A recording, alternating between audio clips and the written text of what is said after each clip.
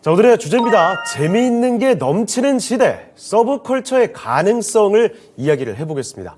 자, 신한투자증권 이호석 PB 연결을 해서 지금부터 이야기를 나눠보도록 하겠습니다. 바로 연결해보죠. 네, PB님 안녕하십니까? 네, 안녕하십니까. 이호석 PB입니다. 네, 일단은 최근에 넥슨의 국산 게임이죠. 블루 아카이브 소식 뜨거운 것 같습니다. 일본 서비스 2주년을 맞이했다고 하는데, 일본의 이 서브컬처 성지라고 불리는 곳이죠. 이 아키하바라를 도배했다는 소식이 전해지고 있습니다. 이 서브컬처 흥행에 대한 기대, 요새 이 서브컬처라는 말이 종종 좀 들려오는 것 같더라고요. 자, 그래서 PB님, 이 서브컬처 장르라는 게 뭔지, 그리고 이게 왜 미디어, 이 게임 시장에서 이렇게 핫한 건지, 일단 이 설명부터 자세히 전해주실까요? 네, 우선 이제 서브컬처라고 하면 영어 그대로 하면 하위 문화라고 좀 말씀을 드려야 될 것 같습니다. 주류 문화가 있을 것이고요. 그 아랫단에 있는 문화라고 해서 표현에 따라 다르겠지만은 양지에 있는 게 대중문화라고 하면 대중문화보다 살짝 음지에 있는 이제 문화라고 좀 생각을 하면 될 것 같은데요. 쉽게 말해서 조금 더 쉽게 말씀드리면 아직까지 대중화가 되지 않은 소수가 즐기는 문화라고 생각하시면 될 것 같습니다. 이런 문화들이 실제로 굉장히 많아요. 근데 그 중에서 여러분들께서 최근에 이제 대중화된 장르를 생각해보면 힙합 음악이라는 게 대중화된 장르라고 생각하거든요. 제가 어리시 한 20년 전 기준으로 저희가 좀 얘기를 해보면 힙합이라는 장르 자체가 사람들한테 관심을 못 받았다든지 아니면은 굉장히 좀 나쁜 인식이 있었다라고 하면은 지금은 이제 대중음악의 장르로 인정을 받고 있는데요. 이렇듯이 서브컬처 장르라는 것은 대중화가 되지 않았지만은 시간이 지나면서 대중화가 된다는 특징을 한 가지를 가지고 있습니다. 오늘 제가 말씀드릴 서브컬처는 이제 제가 앞서서 말씀드렸던 문화와는 약간 다른 계통에서 말씀을 드리게 될 건데요. 일반적으로 이제 애니메이션 혹은 이제 애니메이션 풍의 컨텐츠를 많이 얘기를 하고 있습니다. 애니메이션 풍의 컨텐츠라는 것을 카툰 렌더링이라고 같은 표현을 많이 하고 있거든요. 결국에는 이제 애니메이션이라든지 저희가 보통 오타쿠라는 이야기를 조금 많이 하죠. 오타쿠란 단어가 매니아를 뜻하는 단어인데요. 특정 애니메이션을 굉장히 좋아한다든지, 그런 애니메이션 풍의 작품들을 컨텐츠를 좋아한다든지 하면, 저희 오타쿠라는 단어, 그리고 이제 이것을 조금 더 한국화시켜서 얘기를 하면은 덕후라고 이야기를 많이 하고 있습니다. 기존에 이 부분에 대해서 말씀을 드려야 돼요. 왜 최근에 미디어와 게임 시장이 핫한지에 대한 부분이 여기서 나오는데요. 제가 아까 말씀드릴 때 서브컬처가 주류 문화가 아니라는 점, 그리고 살짝 상대적으로 음지에 있다는 점, 그리고 주류 문화가 아니기 때문에 부정적인 인식을 가질 수밖에 없다는 점, 이런 부분들이 포함이 되는 겁니다. 당연히 기존의 서브컬처 문화라는 것은 아무래도 상대적으로 주류 문화보다는 약간은 배척받는 문화에 있었었거든요. 그렇기 때문에 이제 이것이 주류 문화로 올라갈 수가 없었고 대중화가 되지 못하기 때문에 아무래도 수익이라든지 이런 수익성에서 게임이나 미디어 시장에서 외면받았다라고 하면 이 부분들이 조금씩 해소되고 있는 국면에 있다라고 생각을 하시면 됩니다. 최근에 그 부분 좀 얘기해보면 좋을 것 같아요. 배우죠. 심영탁 씨를 예를 들어서 얘기를 하면 그분께서 도라에몽을 좋아한다라는 캐릭터를 좋아한다는 말씀을 굉장히 많이 하셨고 TV에 나와서도 도라에몽을 좋아하는 모습들을 굉장히 저희가 많이 이제 대중에게 비춰졌었거든요. 예전 같으면은 이렇게 생각할 수도 있죠. 나이 많은 어른이 저런 이제 게임, 만화 캐릭터를 이제 좋아한다는 것이 굉장히 거부감이 들 수도 있겠지만 요즘에는 전혀 그렇게 느끼지 않고 있거든요. 오히려, 자기만의 개성이다, 자기만의 선호다, 자기만의 취향이다, 이런 것들을 존중할 수 있는 시대로 좀 넘어가고 있다는 것이 핵심입니다. 결국은 기존에 있던 서브컬처에 대한 거부감들이 사라지고 있는 단계고요.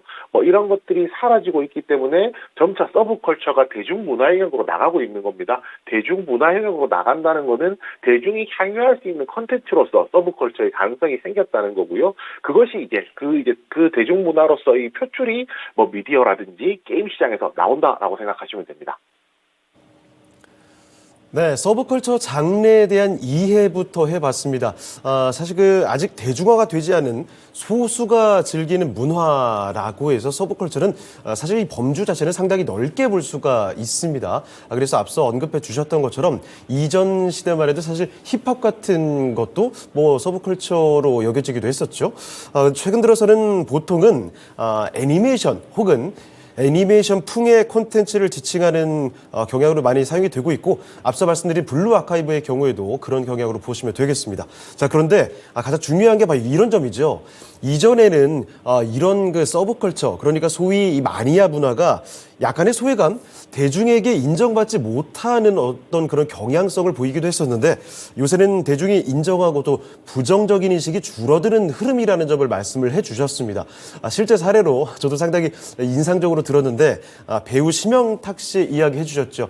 그뿐만이 아닙니다. 뭐 지금 가수 김희철 씨나 데프콘 씨 등 만화 캐릭터 좋아하는 뭐 마니아다, 본인이 오타쿠다 자신 있게 이렇게 밝히는 경향들 TV를 통해서도 많이 접하셨을 것 같습니다. 이런 실제 사례들 한번 들어봤고요. 자, 앞서서 PBD께서 이 서브컬처가 보통 애니메이션풍 콘텐츠다 이런 말씀을 좀 해주셨는데 그러고 보니까 사실 게임이나 이 미디어 쪽 이 콘텐츠에서 살펴보면 이 특정 콘텐츠가 흥행이 좀 되면서 관련된 원작이 재조명을 받으면서 관심을 이끌었던 사례들도 종종 눈길을 끌었던 것 같습니다. 바로 그런 것들을 대표적으로 떠오르는데 그 사례들을 좀 소개해 주실 수 있을까요? 네, 뭐 가장 대표적인 사례가 있다라고 하면 해리포터가 될 겁니다.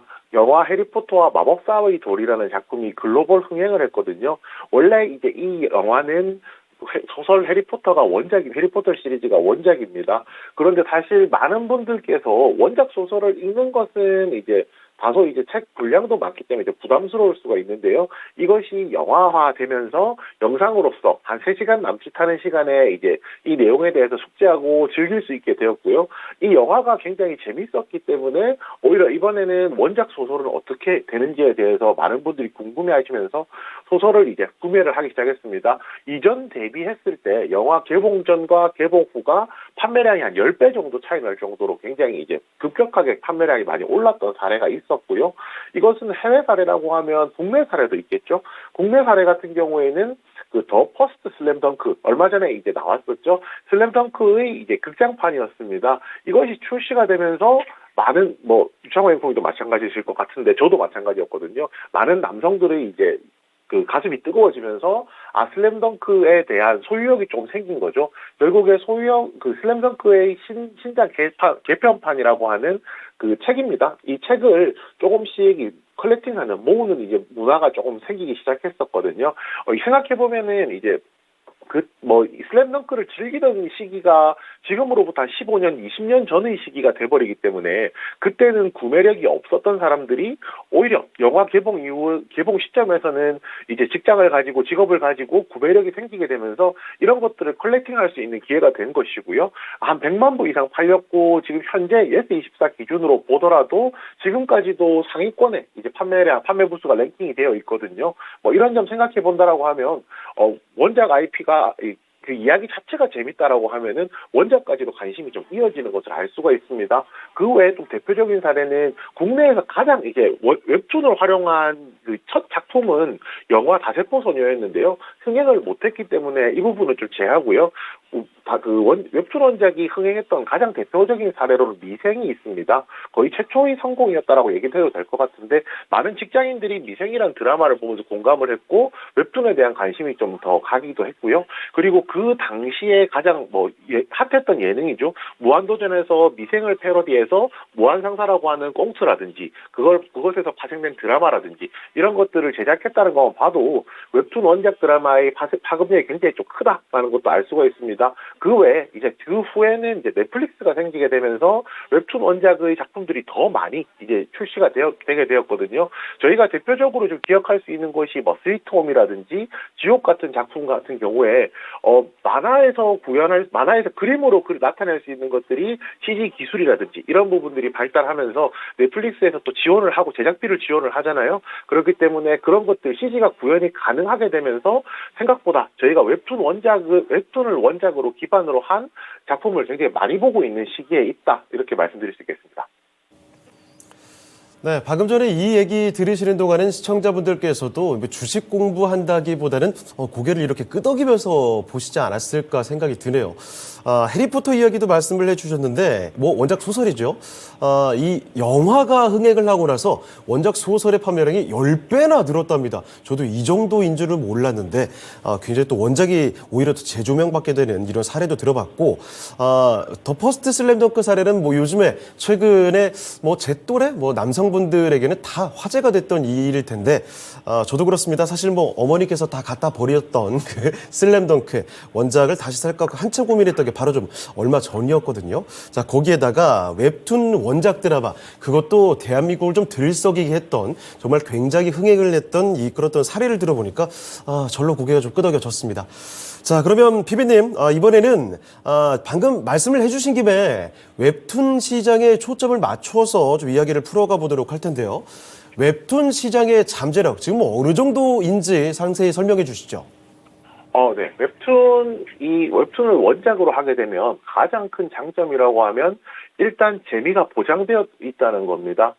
결국 이제 이미 웹툰을 통해서 재미가 검증이 된 상황이기 때문에 제작하는 입장에서도 이제 그 작품에 대한 이제 어느 그 신뢰가 있을 수밖에 없거든요. 실제로 이제 신과 함께라는 작품이 웹툰 원작으로서 만들어진 영화로 관객 동원 1,400만 관객을 동원했고요. 그 내부자들 같은 경우도 900만 관객을 동원했습니다. 결국에 이 IP라는 것이 재미가 있다라고 하면 플랫폼을 바꿔서 웹툰에서 영화로 바꿔도 드라마로 바꿔도 흥행이 가능하다는 부분이 이제 웹툰이 가지고 있는 가장 큰 포텐셜이라고 얘기를 해볼 수가 있을 것 같고요. 그 외에 활용성도, 범용성도 굉장히 넓다는 겁니다. 많은 분들께서 굉장히 논란이 많았던 작품이기 때문에 기억을 하실 거라고 생각을 하는데, 유튜브에서 방영했던 예능입니다. 머니게임이란 예능이 있었거든요. 2주 동안 갇힌 시간 동안 이제 오래 버티는 사람이 돈을 가져가는 이제 그런 구조로 되어 있었는데요. 이 머니게임 같은 경우도 원작이 웹툰입니다. 이런 지금 사람들이 많이 즐기는 리얼리티 프로그램, 예능 프로그램에도 웹툰 원작이 활용된다는 것은 결국에 웹툰의 활용도가 단순히 미디어에서 드라마나 영화에 국한되는 것이 아니라 더 다양한 장르로도 뻗어나갈 수 있다는 것도 중요한 포인트가 될 것이라고 생각을 하고요. 이 부분도 말씀드려야 될 것 같아요. 디즈니 같은 경우에는 픽사라든지 하는 검증된 웹툰과 관련된 이제 IP들이, 애니메이션과 관련된 IP들이 확보가 된 상황이지만, 지금 넷플릭스 같은 경우에는 그렇진 않거든요. 그래서 넷플릭스 같은 OTT가 대중화가 되기 시작하면서 검증된 IP에 대한 갈구가 좀 더 나오고 있습니다. 지금 경쟁이 굉장히 심하잖아요. 넷플릭스, 디즈니, 아마존도 있고요. HBO도 있고요. 굉장히 이제 많은 OTT들이 있기 때문에 결국 여기서 내가 더 많은 구독자를 끌어들이기 위해서는 더 재밌는 작품이 있어야 된다는 거고요. 재밌는 작품이라는 것은 무에서 유를 창조하는 것보다는 이미 검증된 유에서 U 플러스 알파를 창조하는 것이 훨씬 더 쉽다라고 생각이 되기 때문에 아무래도 검증된 IP에 대한 수요가 증가하는 것도 그 웹툰 시장의 포텐셜 중에 하나라고 생각을 하고 있습니다. 결국 이제 이거 결론으로 가보면은 성공한 웹툰이라는 것은 리메이크가 된다는 공식이 성립을 하게 되거든요. 결국에 웹툰은 잘 만든 웹툰 하나, 이제 열 아들 안 부럽다, 잘 키운 딸 하나, 열 아들 안 부럽다 하듯이 잘 만든 웹툰 하나가 열 컨텐츠 안 부럽다라고 할 수 있을 정도로 굉장히 큰 잠재력이 있는 시장이라고 할 수가 있습니다. 네, 국내에서 정말 어마어마한 시장 규모를 자랑하고 있습니다. 웹툰에 대한 시장에 좀 초점을 맞춰서 이야기를 풀어봤거든요. 웹툰을 기반으로 한 IP, 콘텐츠가 정말 무궁무진하게 활용이 될 수 있다는 점, 실제 사례부터 점검을 해봤죠. 영화로도 가능합니다. 신과 함께 1,400만 관객을 동원했고요. 정말 대단한 기록을 세웠습니다. 내부자들도 900만 원 관객을 동원했을 정도로 웹툰을 기반으로 한 정말 대단히 흥행했던 영화들이 존재한다는 점. 그뿐만이 아닙니다. 지금 머니게임 같이 이 리얼리티 프로그램에도 웹툰 원작으로도 활용이 된다라는 점. 그러니까 이 활용성이 대단히 크다라는 점을 먼저 말씀을 해주셨고요. 자, 거기에다가 다들 많이 지금 보고 계시죠? OTT의 대중화. 이에 따라서 각종 OTT 소비에서 만든 작품들을 만들려고 시도를 하고 있습니다. 자, 여기서 활용하려고 하는 검증된 IP에 대한 이런 수요가 점차 늘어나고 있다는 점. 그러니까 검증이 된 인기가 확인이 된 웹툰의 경우에는 다양하게 또 OTT에서 활용하려고 하는 그 수요가 점차 늘고 있다는 겁니다. 자, 그래서 완전히 새로운 것, 뉴보다는 뉴 플러스 알파가 요새 트렌드이기 때문에 이런 성공한 웹툰은 리메이크가 돼버린다라는 공식이 성립한다. 그러니까 더욱더 다양한 시장에서 게임이나 미디어 쪽에서의 활용이 무궁무진하다는 점 다시 한번 확인을 해봤습니다. 자, 그리고 이렇게 원작 콘텐츠를 기반으로 한 IP 이야기를 하고 있는데요. 즉 지식재산권의 다양한 활용에 대한 이야기 전해드리고 있습니다. 자, 그러면 피비님, 이번에는 IP 팬덤이 좀 어떻게 생성이 되는지 그 과정에 대한 설명도 좀 들어볼 수 있을까요? 네, 우선 이제 방금 말씀해 주셨듯이 이 IP 팬덤이라는 것이 있습니다. 결국은 그 지적재산권에 대한 이제 팬들의 이제 팬덤이죠. 말 그대로 팬들의 관심이라고 할 수가 있는데요. 결국 이 팬덤이 맨 처음 생기기 위해서는 그 IP에 대한 이제 애정이 생겨야 되거든요. 그 애정을 만들어주는 첫 단추는 재미있는 이야기입니다. 만약에 이 작품이 매력이 없다, 재미가 없다라고 하면 이 작품을 굳이 애정하고 볼 필요가 없기 때문에 가장 이제 재미있는 이야기를 이제 소비자들에게 제공을 해야 되는 거고요. 거기서 이제 매력을 느낀 소비자들 같은 경우에는 그 IP 자체에 대한 매력을 굉장히 좀 많이 느끼게 되는 겁니다. 그런데 이제 제작사들 같은 경우에 특히 애니메이션 기준으로 좀 말씀을 드려야 될 것 같은데요. 제작사들 같은 경우에 절대 2차 컨텐츠 생산에 대한 제한을 두질 않습니다. 예를 들어서 저희 어떤 애니메이션을 보고 재밌어서 어떤 사람들이 코스프레를 한다라고 했을 때 그것을 말리진 않거든요. 그것을 말리지 않는 이유는 그 2차 생산 컨텐츠를 통해서 팬베이스를 더 넓힐 수 있다는 겁니다. 아무래도 서브컬처는 소수가 이제 향유하는 문화이기 때문에 그 안에서 커뮤니티가 더 잘 되어 있고요. 그래서 이제 2차 생산 컨텐츠를 통해서 팬베이스가 넓어지는 것을 저변 확대를 이제 노린다라고 생각하시면 될 것 같아요. 결국 팬덤을 구축하면, IP 팬덤을 구축하면 IP에 대한 레버리지까지도 일으킬 수가 있거든요.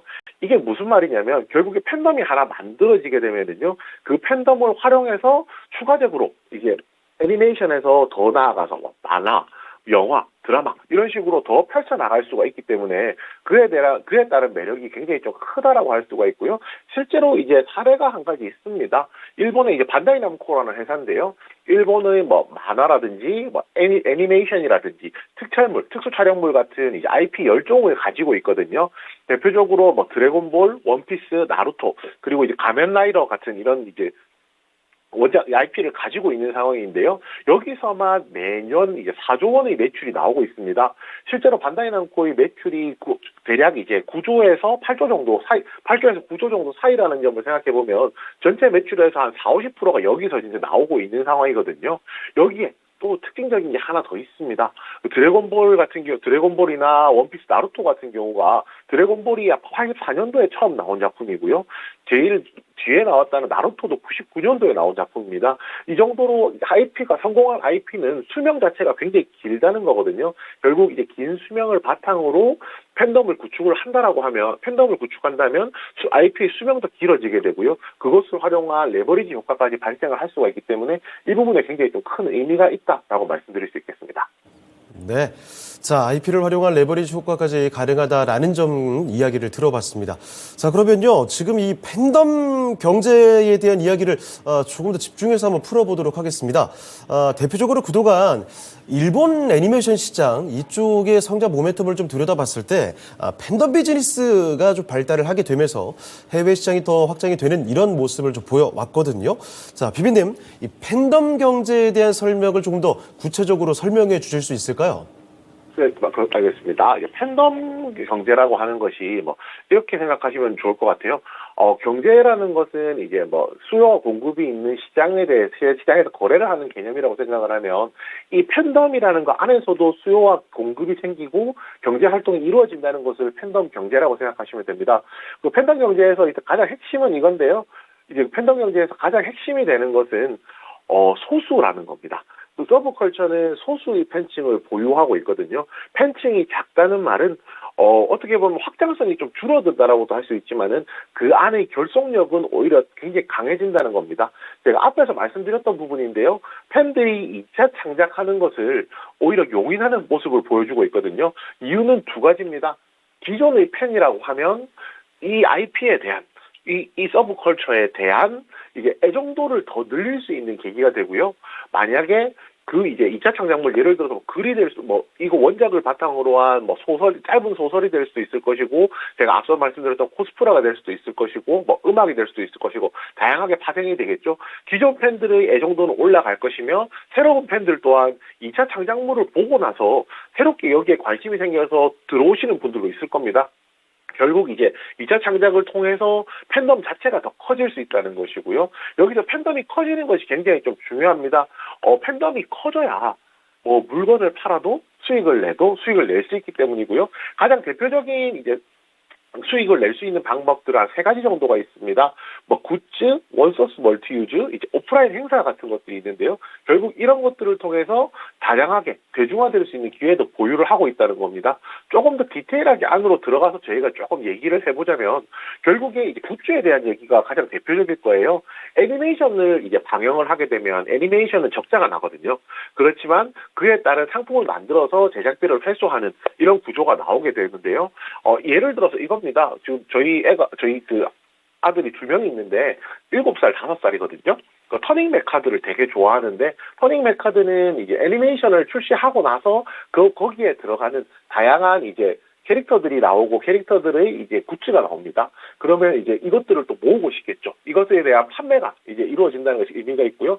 최근에 이제 따님들이 있으신 분들은 캐치 티니핑에 대한 생각을 많이 하실 수 있을 거예요. 거기 보면은 하츄핑, 방글핑, 조합핑 등 이제 무수히 많은 핑들이 나오거든요. 거기에 대한 캐릭터들 하나하나의 캐릭터들이 이 수집에 대한 욕구를 일으킬 것이고 판매가 됨으로써 수익으로 바뀔 수 있다. 매출에 대한 이제 보장이 된다는 것이 좀 메리트고요. 그다음에 원소스 멀티유즈에 대한 내용입니다. 한 가지 내용이 있으면 그 이제 컨텐츠를 가지고 다양한 이제 방법으로 파생을 할 수 있다라는 것이 핵심이고요. 그것을 이제 다양한 방법으로 파생을 하게 되면은 대중화될 수 있다는 것, 그리고 팬덤 자체가 더 커질 수 있다는 것도 의미가 있습니다. 예를 들어서 이런 거죠. 웹툰 원작인데 저는 웹툰 원작에 대해서는 재미를 못 느꼈는데 이것을 영화화한 작품에서는 매력을 느낄 수도 있거든요.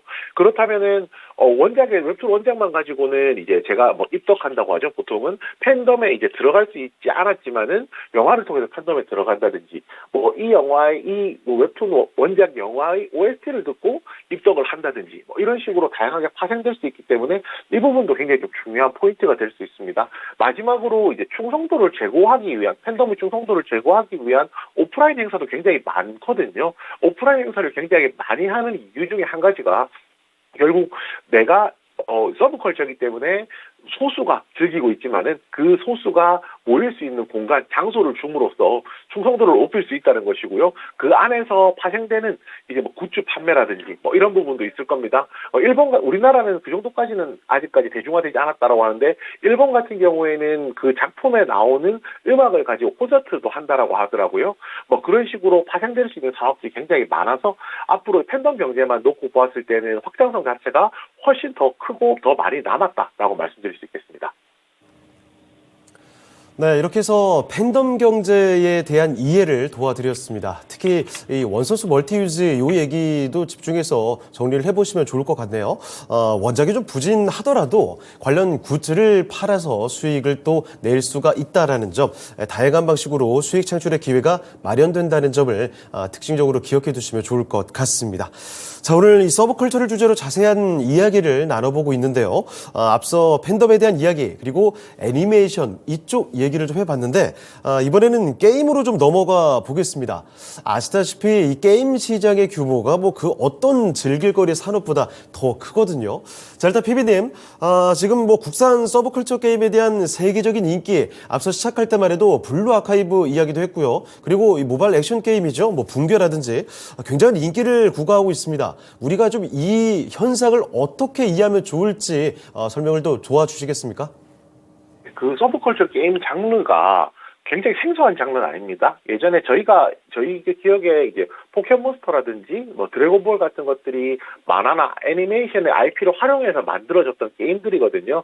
그런데 이게 중요한 건 이거죠. 예전에는 그런 게임들을 한다는 거에 대해서 숨어서 한다든지 이런 약간 거부감들이 있었다라고 하면 그런 부분들이 없어졌다는 것이 굉장히 좀 큰 포인트라고 할 수 있습니다. 뭐 이런 거 상상해 보시면 될 거예요. 제가 만약에 포켓몬스터라는 게임을 하는데 그 사람들이 많은 지하철에서 제가 앉아서 하고 있으면 뭐 좋은 시선을 못 받을 수 있다고 하면 지금은 만약에 제가 그렇게 한다고 하더라도 그 예전보다는 더 나은 시선을 받을 수 있다 정도 생각하시면 될 것 같고요.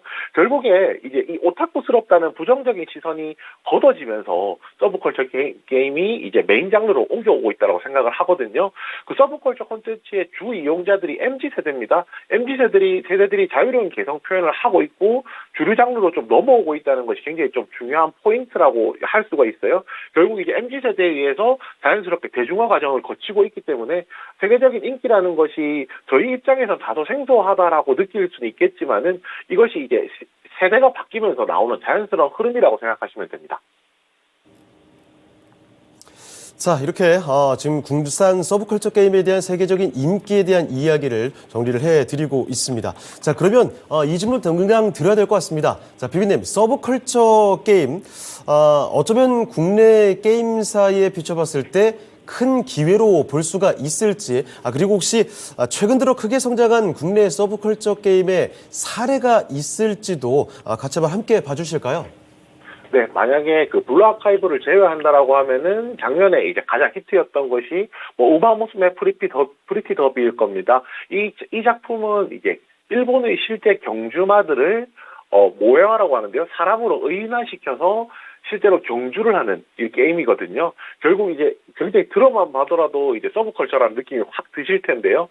이런 게임들이 흥행을 하게 되면서 국내에서도 서브컬처 게임이 통한다라는 인식 자체가 굉장히 좀 많이 저변이 넓어지는 흐름이었습니다. 기존의 IP를 활용하게 되면 굉장히 좋은 점들이 많아요. 효율적인 마케팅이 되는데요. 왜냐하면 기존 IP를 향유하는, 즐기고 있는 그 팬층을 이미 알고 있기 때문에 그 팬층에 대한 집중적인 마케팅도 할 수 있을 것이고요. 거기에 기존 IP가 알려져 있다라고 하면 이미 홍보 자체가 되어 있는 상황이기 때문에 그 게임을 이제 접근하는 게 있어서 접근성 자체도 굉장히 좋아지는 겁니다. 이것을 보통 찍먹이라고 부르거든요. 이제 뭐 예를 들어서 내가 좋아하는 IP가 게임으로 나왔다라고 했을 때 한번 찍어 먹어본다고 이제 하면서 찍먹이라고 보통 많이 부르거든요. 이렇게 찍먹하는 것 자체만 하더라도 굉장히 이제 게임에 들어가는 진입 장벽을 낮춘다는 데서는 굉장히 좀 큰 의미가 있고요. 아무래도 이 장르 특성상 이제 아까 소수가 즐기는 커뮤니티가 강화된 게임이라고 했잖아요. 결국은 팬덤 확보라든지 게임을 하는 팬 사이에서는 유대감 형성이 굉장히 용이한 상황입니다. 국내 게임사들이 기존에 이제 MMORPG 위주였다라고 하면 오히려 이제 서브컬처 게임이 나타나게 되면서 이에 따른 수혜를 더 크게 볼 것이라고 기대하고 있습니다. 자, 그러면 앞으로 중장기 관점으로 게임주 관련해서 투자 전략은 어떻게 가져가면 좋을지도 코멘트 부탁드리겠습니다. 네, 맞습니다. 그 MMORPG 위주의 국내 게임 시장이거든요. MMORPG라는 것은 다중 접속 롤플레잉 게임이라고 해서 뭐 대표적으로 뭐 리니지가 있을 건데요. 이 게임이 과금을 유도하면서 크게 매출을 올리긴 하지만 결정적인 문제가 있는 겁니다. 주요 소비층이 30대에서 50대 남성이 주요 소비층이라는 건데요. 시간이 조금 더 지나면 지날수록 아무래도 이 소비층은 구매력이 약해질 수밖에 없거든요. 그렇다면 더 젊은 세대에서 구매력이 있는 젊은 세대를 공략을 하는 것이 맞고요. 그러기 위해서는 서브컬처 게임이 흥행하는 것이 굉장히 좋은 유리한 입장에 있다는 겁니다. 서브컬처 게임 같은 경우에는 주요 소비층이 10대에서 30대 남녀가 되고요. 성별을 가리지 않고 있기 때문에 더 범주도 넓을 뿐더러 지금 이 나이 때는 시간이 조금 더 지나면 지날수록 오히려 구매력이 더 올라가는 시기에 있거든요. 그렇기 때문에 지금까지 있었던 게임 관련주들, 이제 MMORPG 위주의 게임 관련주들에서 서브컬처 관련돼 있는 게임주들도 주목해볼 필요가 있다는 겁니다. 그리고 이제 한 가지 더 생각해볼 부분들이 있는데요. 기존의 게임주들은 보통 신작 기대감 위주로 이제 단기적으로 접근하는 경우가 많았습니다. 왜냐하면 막상 게임을 출시했을 경우에 이게 흥행을 하지 못할 때가 더 많았거든요. 그렇기 때문에 기대감에 사서 기대감의 수익을 내는 것이 최종적인 목표였다라고 하면 이 서브컬처 같은 경우에는 탄탄한 팬덤을 현재 보유를 하고 있기 때문에 오히려 안정적인 매출을 기반한다는 데 있어서는 중장기 투자를 하는 데 있어서 더 크게 도움이 될 것이라고 생각합니다. 네, 오늘 그럼 도움 말씀 주신 이호석 PB는 오늘 여기서 인사드리도록 하겠습니다. 네, PB님 오늘 말씀 고맙습니다. 네, 감사합니다. 자, 오늘 신한투자증권 이호석 PB 연결을 해서 서브컬처라는 키워드를 중심으로 미디어 그리고 게임 섹터와 관련된 심화된 이야기를 해봤습니다. 서브컬처에 대한 대중의 부정적인 인식이 지금 해소되는 시기라고 볼 수가 있겠죠. 자, 이런 시기에 애니메이션이나 게임 등 다양한 콘텐츠로 이제 활용이 되면서 관련주의 기회로 봐야 할 수 있을까 살펴드렸는데요. 결론적으로 봤을 때 중장기적으로 긍정적인 시각을 참고해 보셨으면 좋겠습니다. 투자에 참고하시길 바라고요. 저희가 이렇게 투자 판단에 도움될 만한 다양한 정보들을 전해드렸습니다. 하지만 특정 종목의 상승과 하락까지 보장하지는 않습니다. 이 점도 같이 기억을 해주시고요. 그럼 저희는 다음 주 월요일 이 시간에 다시 뵙도록 하겠습니다. 시청해주신 여러분 고맙습니다.